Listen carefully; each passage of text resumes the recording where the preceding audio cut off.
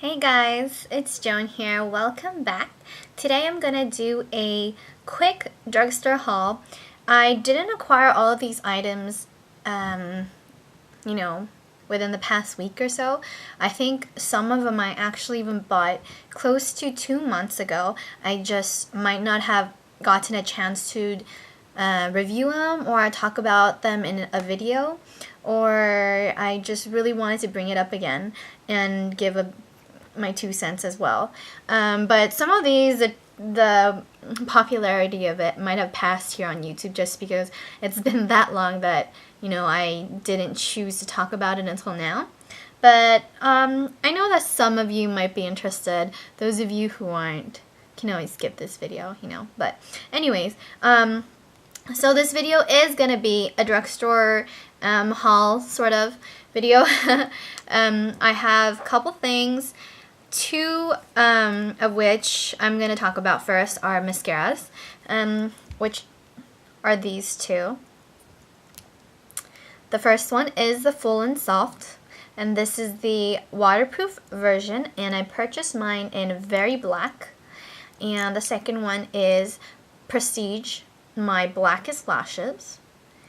And to start with, if you guys have seen any of my other videos, I believe I talked about this one, the Prestige My Blackest Lashes. Right now, this is actually my favorite, #1 favorite mascara. I absolutely adore this. I think it's great because it's a non-waterproof mascara, but surprisingly, it holds up my curls so well, and it really does volumize my eyelashes. With it being not waterproof, I'm so surprised that it doesn't smudge for me. I thought that it would create nasty black smudges all over my eyelid, but it does not, surprisingly. And I really like it. It goes on smoothly. It builds up really well, hence the volumizing effect. And because it doesn't smudge and because it's so affordable, I believe it was $7, $6. I know it was below $8. So it's great. I found this at my local Rite Aid, if you're curious. And yeah, so that one is a definite recommendation for me. The other one I picked up is the Full and Soft Mascara from Maybelline. And this one is a waterproof formula. And this one, let me show you the one for the other one too, which I forgot to do. So this one is the Prestige My Blackest Lashes. It's the regular bristles. It's not one of those plastic or silicone, whatever you want to call it, but it's a good size for my eyes. It doesn't go the entire length, which I really like. And this one, I don't have issues with it touching my eyelid on top when I do this, so that's a definite plus. This one is the Maybelline Full and Soft. And this one as well is not as big as the entire length of my eye or width of my eye. And it's also a natural bristle brush. And with this one, I might like it a lot more after it starts to thicken, because it's exposed to the air. But right now, I can't say that I like it too much. I wouldn't recommend it. I think it's just kind of an ordinary ordinary mascara. It definitely does live up to its name. It's, maybe half of its name. It doesn't look, my eyelashes don't really look too full. It doesn't look volumized at all. It does lengthen a little bit, but it does curl my, it does hold my curl very well because it is waterproof formula. But because it's waterproof, it's really hard to get off. Waterproof mascaras, for those of you guys who always wear waterproof, know it's a pain. But it really does leave really soft lashes. It doesn't feel hard. But that's the same thing with the Prestige My Blackest Lashes. This one does not create that hard, crispy eyelashes as well. So this one's a hit for me. This one is kind of a miss. I did get this because a lot of people recommended and said that this one was their favorite, but I can't say it's my favorite. I think it was just okay for me. I didn't dislike it, but it was alright. But I am going to test it out later on once it kind of, the formula thickens a bit. Something else I want to talk to you about is these two.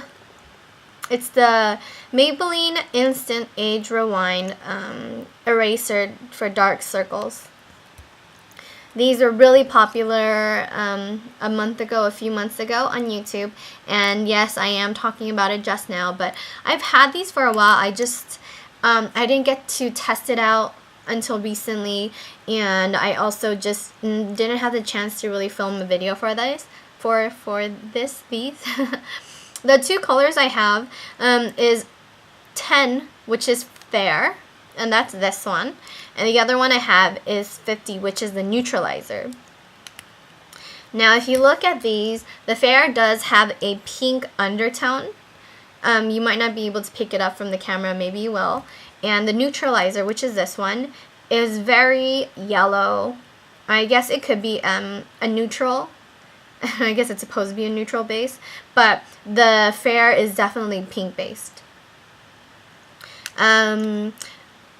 If you really want something to brighten your under eyes, then I would go with this one, which is a Neutralizer. It's a very stark color brightness under your eye, which is a reason why you're supposed to actually pair these. You're supposed to use the Neutralizer first and then use your color, your shade of the concealer on top. If you want, but I think that you could actually just do one or the other. You could combine it if you really want.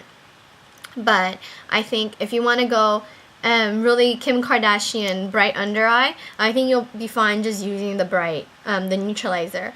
Depending on your skin tone, of course. If you have really a dark skin tone, that might not be a good idea. You won't look like Kim Kardashian. You might look like a raccoon instead, reversed. But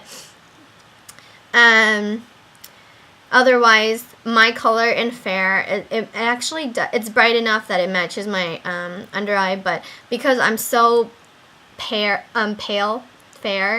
I do find this not light enough, as light as my concealer that I normally wear, which is the Bobbi Brown corrector in Porcelain Bisque.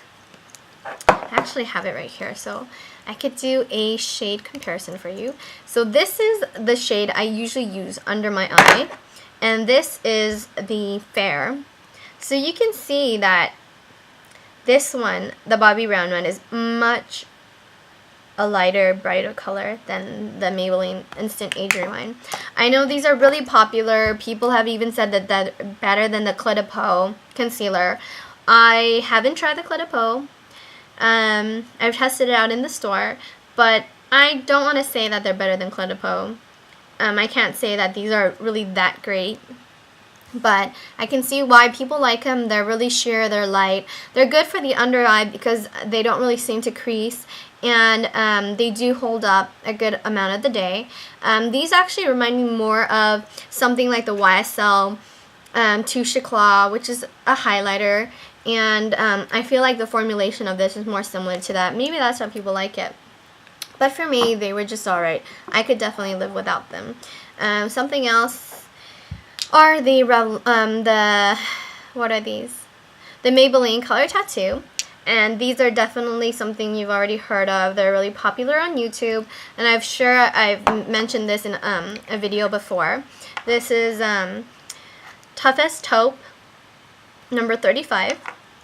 And the other one I have is Too Cool, which is this white one. I think these are great. They are supposed to be a dupe for MAC paint pots, which I kind of do agree. They do have a similar formulation. I wonder though if these will start pulling from the glass walls, similar to the way that the MAC paint pots do, which I hate about that. And the MAC paint pots, after a certain time, they do dry up, and you just can't use it, even if you have it in your pot, you know.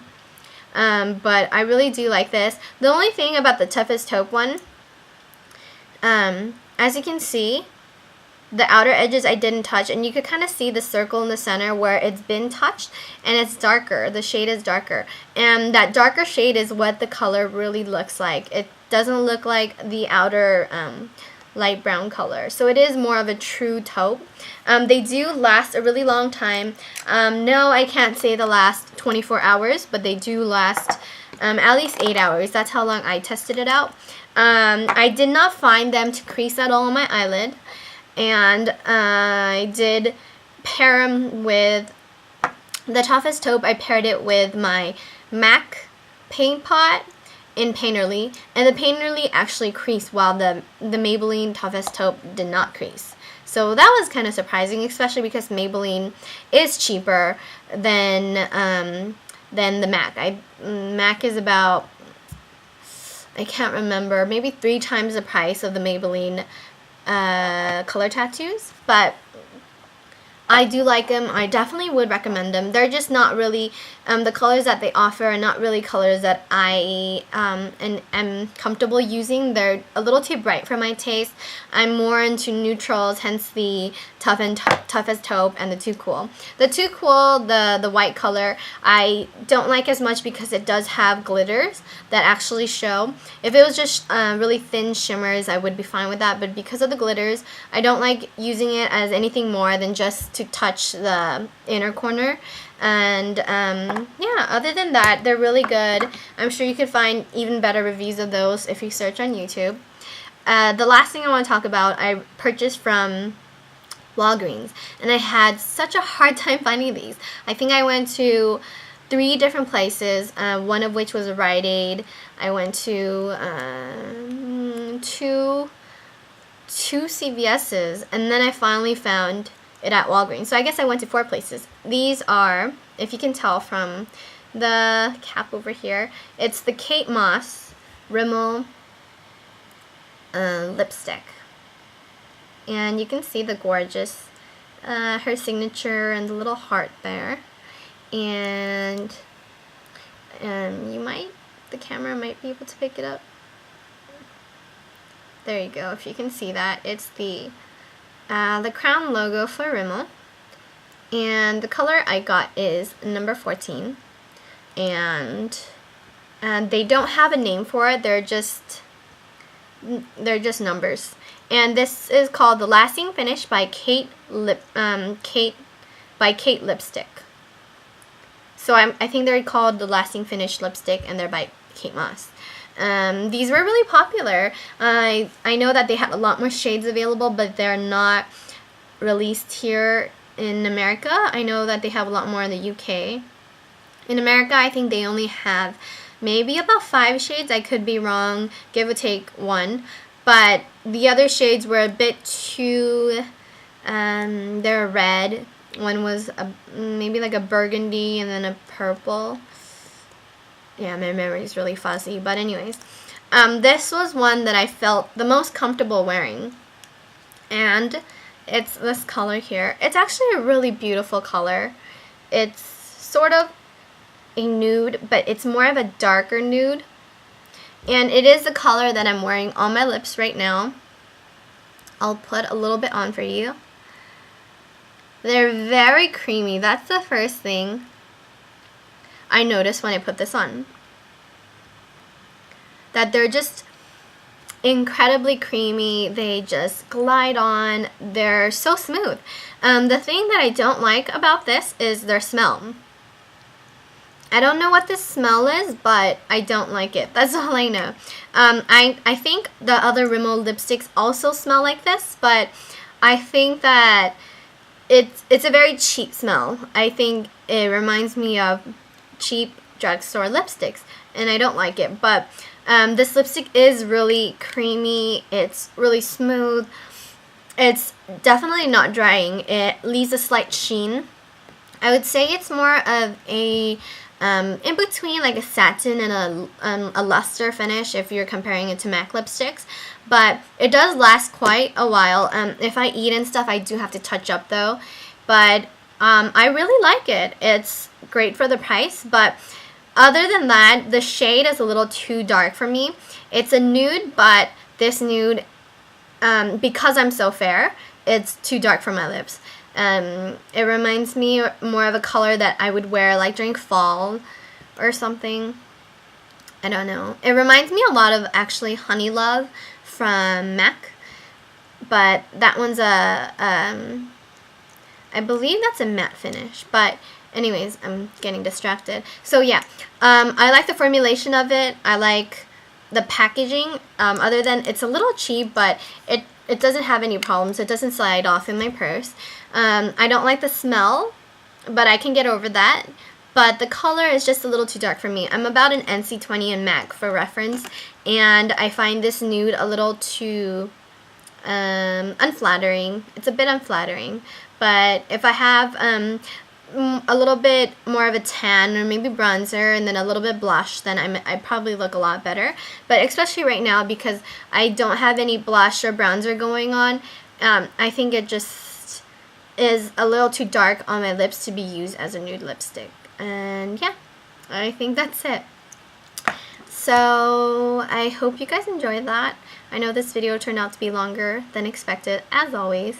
But if you guys aren't following me on Twitter yet, please follow me on Twitter. It's ToBeGlam, the same as my YouTube name. And I do update a lot more on there than I do on here. I'm sorry for that.